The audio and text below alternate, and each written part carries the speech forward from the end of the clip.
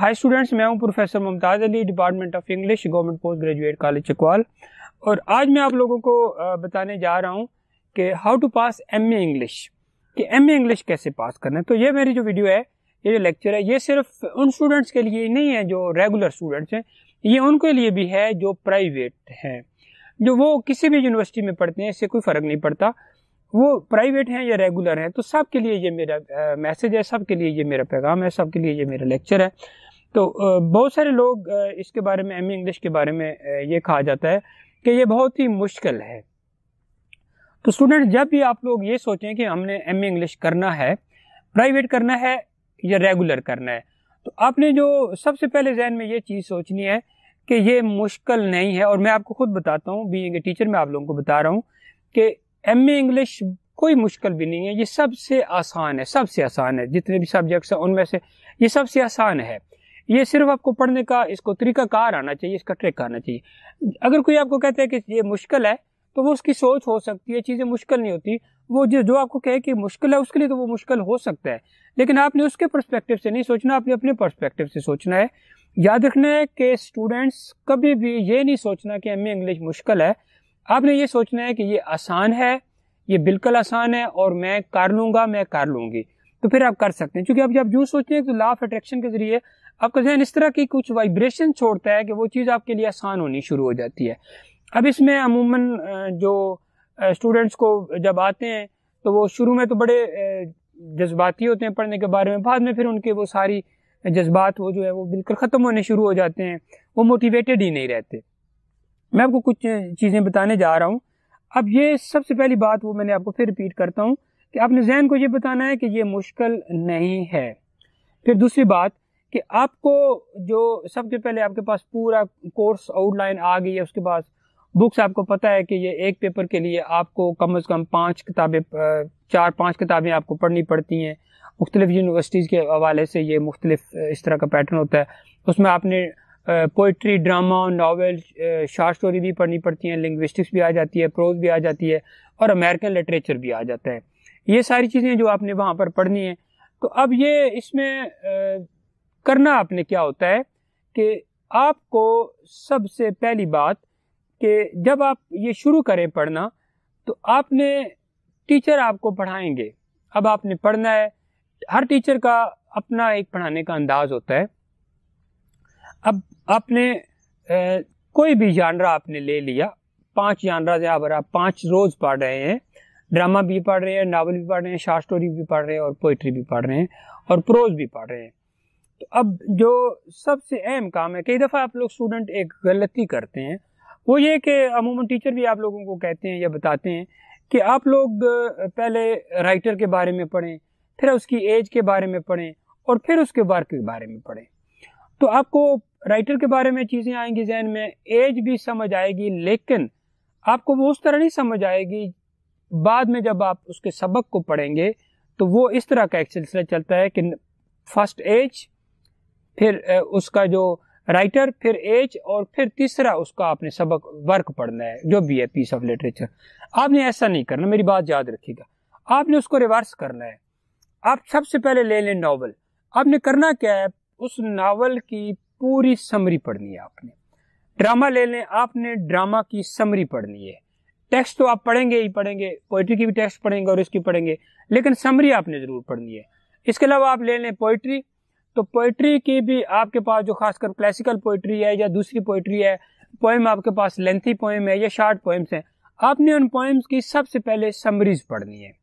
जब आप समरी आपने पढ़ ली, ड्रामा की समरी पढ़ ली, पोइट्री की समरी पढ़ ली और आपने नॉवल की भी समरी पढ़ ली, इस तरह अमेरिकन लिटरेचर में जो आपके पास ड्रामा आ रहा है, नॉवल आ रहा है, शॉर्ट स्टोरी आ रही है, जो भी आ रही है, उनकी भी आपने समरीज पढ़ ली। और समरी के बारे में याद रखिएगा स्टूडेंट्स कि समरी को आपने पूरी डिटेल में पढ़ना होता है, A to Z, जितनी भी आपके पास समरी दी हुई है। हेल्पिंग बुक में है, आप नेट से पढ़ें, जहाँ से पढ़ें, और उसके अंदर आपने स्किमिंग करनी है कि आपने समझना है कि इसके मेन आइडिया क्या है। स्कैनिंग करनी है, जितने भी पॉइंट्स हैं उसके अंदर, जो छोटे छोटे पॉइंट्स भी हैं उनको इम्पॉर्टेंट भी हैं, हाईलाइट भी करने हैं, हाईलाइट वाली चीज़ें आपको याद रहती हैं। अब आप एमए इंग्लिश कर रहे हैं तो आप कम से कम एक समरी को 1 बार 2 बार तो ज़रूर पढ़ें। अगर आप 3 बार पढ़ेंगे तो आपको और ज़्यादा चीज़ें समझ आ जाएंगी।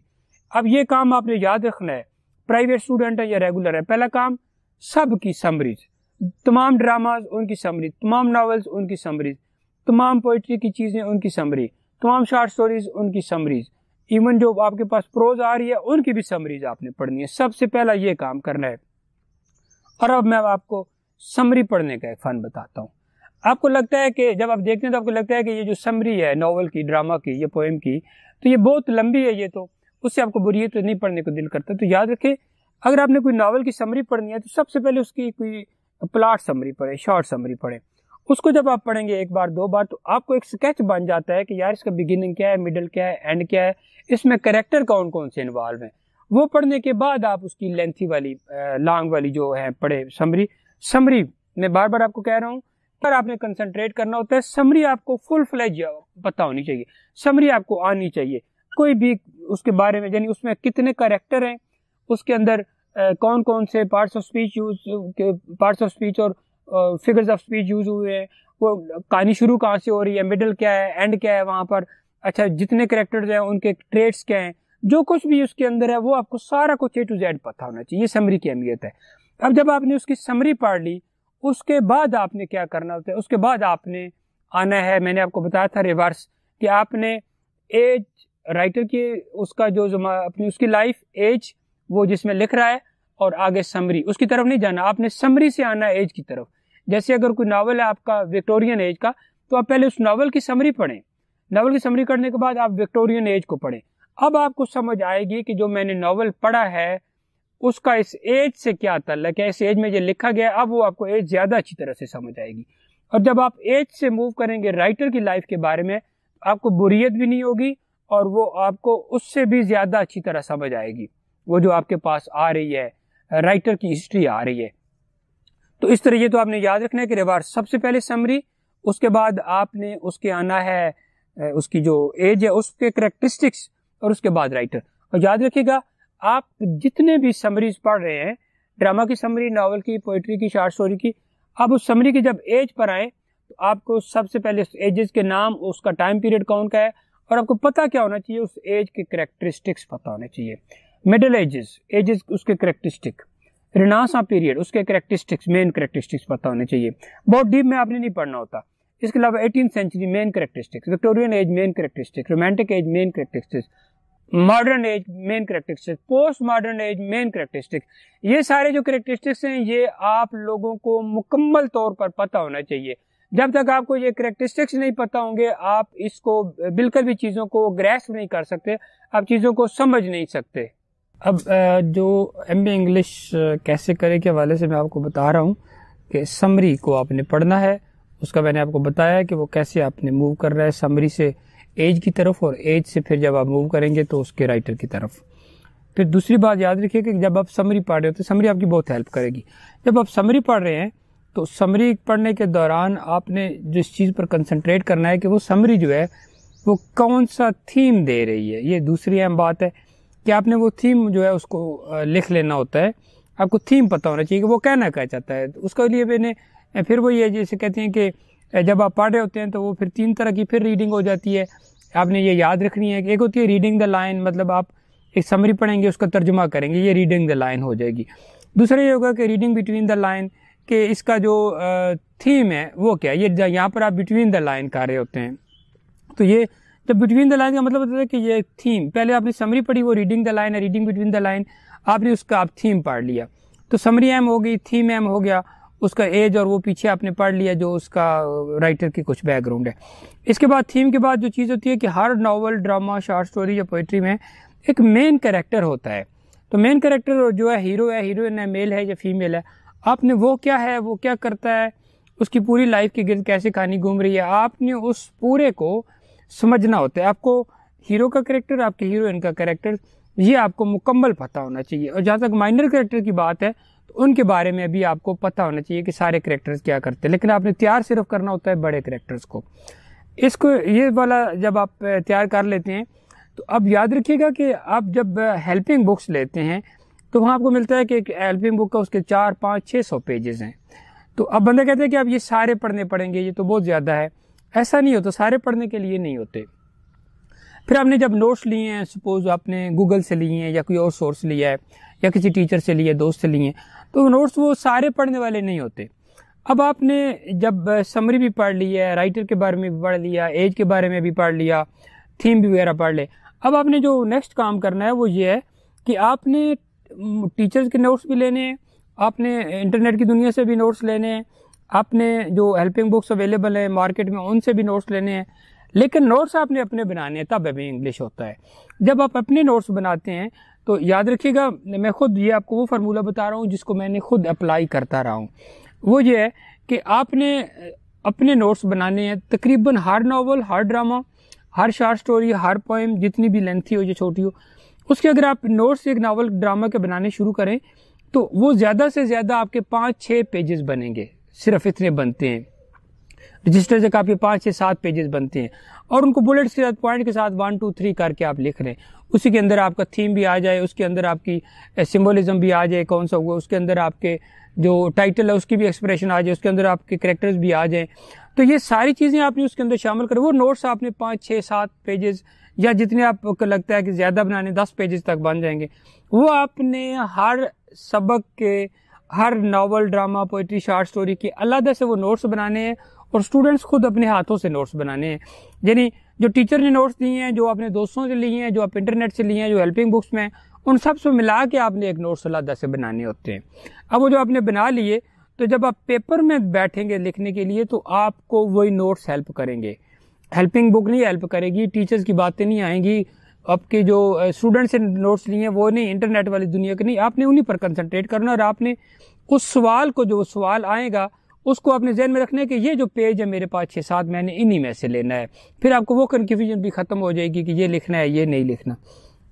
तो ये आपने याद रखना है कि नोट्स आपने खुद बनाने होते हैं, समरी आपने पढ़नी होती है, थीम पढ़ना होता है, क्राफ्ट उसका जो, और इसके अलावा आपको प्लॉट का पता होना चाहिए कि बिगिनिंग क्या है उसका, मिडल क्या है और उसका एंड कहाँ पर हो रहा है। ये 3 चीज़ें आपको मुकम्मल तौर पर पता होना चाहिए। फिर जो ड्रामा है और पोइट्री है उसकी आप लोग टेक्स्ट पढ़ा करें।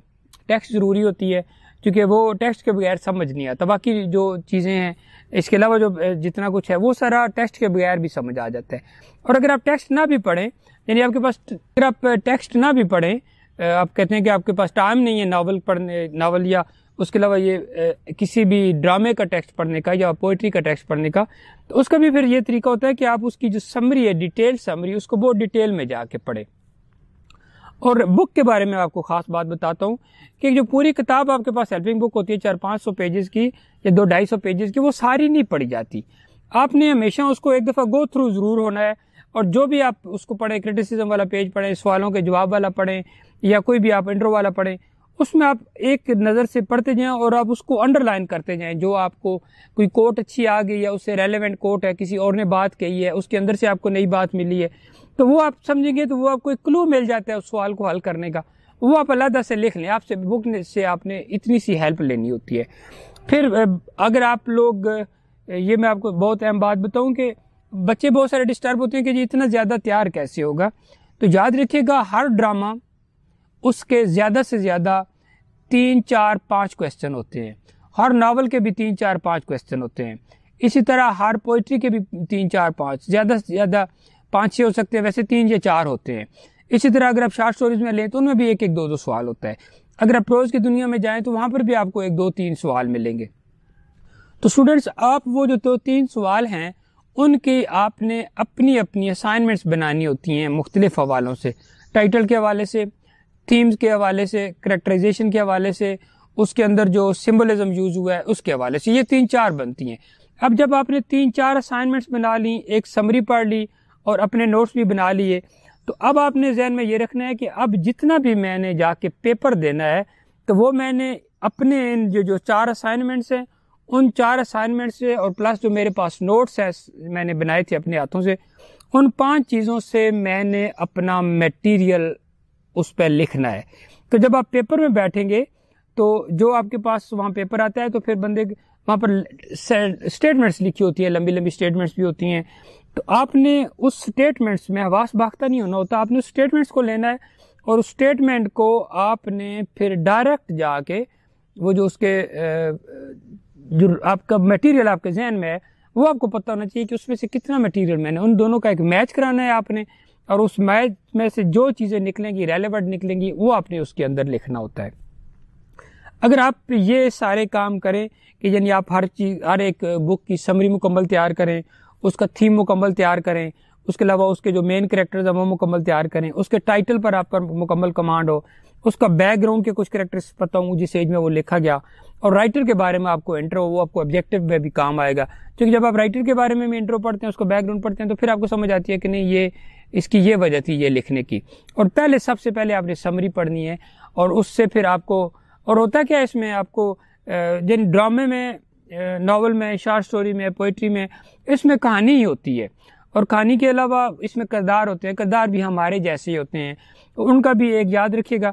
आप जितने भी, याद रखना, जितना भी आप ड्रामा पढ़ें, नावल पढ़ें, शॉर्ट स्टोरी पढ़ें या पोइट्री पढ़ें, आपने जहन में ये रखना है कि ये जो जिसमें लिखा गया उसका पॉलिटिकल बैकग्राउंड क्या था, सोशल बैकग्राउंड क्या था, रिलीजियस बैकग्राउंड क्या था, इकोनॉमिक्स कैसी थी लोगों की, मॉरल कैसी थी, साइंटिफिकली वो कैसी थी। ये 3-4 चीज़ें आप जहन में रखेंगे तो आपके लिए एमए इंग्लिश करना कोई मुश्किल नहीं रहता। और आपने जहन को कभी भी नहीं कहना कि एमए इंग्लिश मुश्किल है, मैं नहीं कर सकता, और उन टीचर से और उन दोस्तों से दूर रहने होता है जो आपको ये कहें कि नहीं ये बहुत मुश्किल है, ये तो होता ही नहीं है, इसके लिए आपको बहुत ज़्यादा मुश्किलात का सामना करना पड़ता है।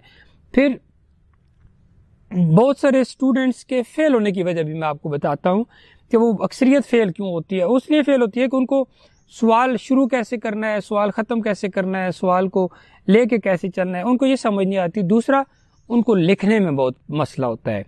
तो इसलिए जब आप लोग ये पढ़ रहे हैं तो साथ साथ आपको वोकैबुलरी का भी इशू होगा। तो उसके लिए आप ये करें कि आप जब पढ़ें तो जो नए नए लफ्ज़ हैं उनको अंडरलाइन करें। अंडरलाइन करने के बाद उनको अलग से आप एक डायरी पर लिखें। रोज़ अगर आप 5 लफ्ज़ भी लिखें और फिर उनको रिवाइज़ करते रहें तो वो 30 दिनों में 150 लफ्ज़ बन जाता है। आपकी वोकैबुलरी जो है वो इंक्रीज़ होना शुरू हो जाती है। ये तरीका होता है उसको बढ़ाने का। फिर रीडिंग करें, बहुत ज़्यादा रीडिंग किया करें। लिटरेचर के स्टूडेंट्स के लिए सबसे ख़ास बात होती है कि उसने जो जितना भी पढ़े दिलचस्पी के साथ पढ़े। और अब तीसरी चीज़ बता रहा हूँ कि रीडिंग बियॉन्ड द लाइन्स करना होता है, कि आपने जो ड्रामा पढ़ा है, जो नावल पढ़ा है, जो शॉर्ट स्टोरी, जो पोइट्री, जो प्रोज पढ़ी है, कि आपने ये सोचना है कि इसका मेरी लाइफ से क्या ताल्लुक है, पार्टिकुलरली और जनरली पूरी यूनिवर्स से क्या ताल्लुक है इसका। फिर आपको वो चीज़ मुकम्मल तौर पर समझ आएगी। आपने उसको रिवाइज करना है। पढ़ने के बाद उसको जो भी आप चीज़ पढ़ें उसको आप एक दफ़ा पढ़ के उसको फिर रिवाइज करें, फिर उसको विजुअलाइज करें। आंखें बंद करके विजुअलाइज करना होता है आपने। फिर चीज़ों को समझना होता है और उसके लिए आपने 2-4 असाइनमेंट्स बनानी होती है। उसके बाद 2-4-5 सवाल होते हैं और उस 4-5 सवालों के अलावा कुछ भी नहीं होता। और जो आपने पेपर में लिखना होता है वो उन 4-5 सवालों से ही मिला के आपने लिखना होता है। लिहाजा आपने अपने नोट्स बनाने हैं और हाईलाइट करनी है चीज़ें, थीम को समझना है, सिंबलिज्म उसके अंदर समझना है, टाइटल को समझना है। तो ये थोड़ी सी चीज़ें होती है जो अगर आप जहन में रखें और फिर अब आप जब पढ़ रहे होते हैं तो एक किताब के बाद दूसरी आती है, तीसरी आती है, तो उनमें सिर्फ कैरेक्टर चेंज होते हैं, थोड़ी सी कहानी चेंज होती है। आपने उनको ईजी लेना होता है। आप जब जहन में ये लेंगे कि ये तो मुश्किल कोई नहीं है, याद रखिएगा जब भी आप कहते हैं कि I can not do it, I am unable to do it, फिर आप उस काबिल नहीं होते। आपने सिर्फ ये सोचना है कि I am in the position to do MA and I will do MA and then you must do your best. और नतीजा क्या होगा कि आप प्राइवेट स्टूडेंट हैं या आप रेगुलर स्टूडेंट्स हैं, जैसे भी हैं, आपके लिए एमए इंग्लिश कोई मसला नहीं रहेगा। आपने समरी से स्टार्ट करना है और अपनी असाइनमेंट्स तक आना है और ये सफ़र आपके पास आपकी एमए इंग्लिश पास की डिग्री लेके आएगा।